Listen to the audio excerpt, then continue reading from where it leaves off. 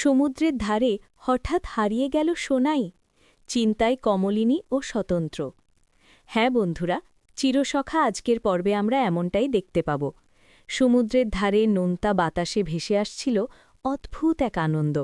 স্বতন্ত্র আর কমলিনী পাশে দাঁড়িয়ে দেখছিল সোনাইকে। ছোট্ট মেয়েটা ঢেউয়ের দিকে তাকিয়ে মুগ্ধ হয়ে আছে।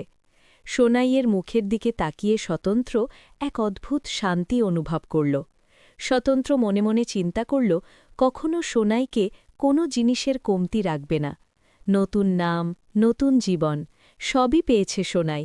শুধু একটা স্বপ্ন ছিল অপূর্ণ। একদিন হঠাৎ সোনাই জিজ্ঞাসা করেছিল, বাবাই, তুমি কি কখনো সমুদ্র দেখেছ?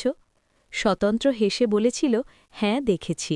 সোনাই বলল, আমি তো কখনো দেখিনি, আমি দেখব সমুদ্র। সেই কথা মনেই গেঁথে গিয়েছিল স্বতন্ত্র আর কমলিনীর। তাই সুযোগ পেতেই তারা সোনাইকে নিয়ে চলে আসে সমুদ্রের ধারে। প্রথমবার সমুদ্র দেখে সোনাইয়ের চোখে ছিল অদ্ভুত এক ঝিলিক। মনে হচ্ছিল সে যেন স্বপ্নের জগতে পৌঁছে গেছে। কিন্তু হঠাৎই সব বদলে গেল। কিছুক্ষণ আগেও যে সোনাই তাদের হাত ধরেছিল, মুহূর্তেই যেন উধাও।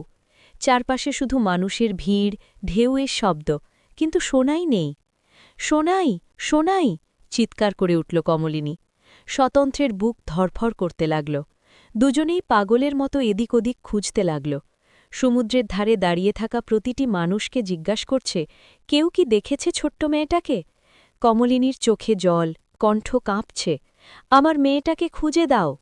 ঠিক তখনই দূরে এক কোণে দেখা গেল একটা ছোট্ট মেয়ে বালিতে বসে ঢেউ ছুঁয়ে দেখছে। স্বতন্ত্র ছুটে গিয়ে দেখল, ওই তো সোনাই। সোনাই মিষ্টি হেসে বলল, বাবাই, আমি শুধু ঢেউটা ছুটে গিয়েছিলাম। কমলিনী ছুটে এসে তাকে জড়িয়ে ধরল। সেই মুহূর্তে ভয়, দুশ্চিন্তা সব মিলিয়ে যেন ভালোবাসাটাই আরও গভীর হয়ে উঠল। ভিডিওটি ভালো লাগলে চ্যানেলটি অবশ্যই সাবস্ক্রাইব করবেন।